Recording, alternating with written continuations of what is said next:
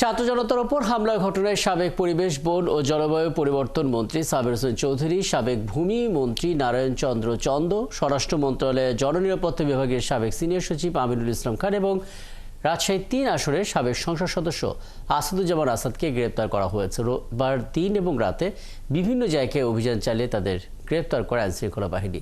নিবিড় সাহার আরও একটি রিপোর্ট। ছাত্র জনতার উপর হামলার ঘটনায় সাবেক পরিবেশ, বন ও জলবায়ু পরিবর্তন মন্ত্রী সাবের হোসেন চৌধুরীকে গ্রেফতার করেছে পুলিশ।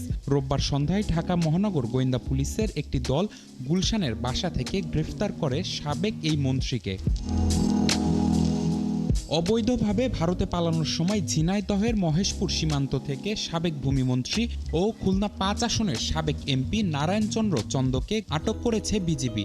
রাতে বিজিবির পক্ষ থেকে পাঠানো এক বার্তায় এ তথ্য নিশ্চিত করা হয়।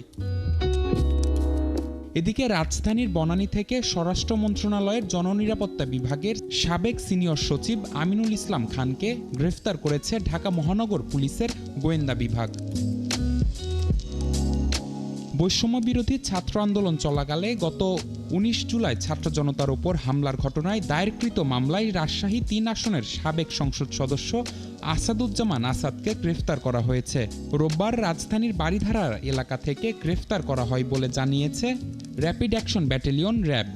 নিবিড় সাহা, ৭১, ঢাকা।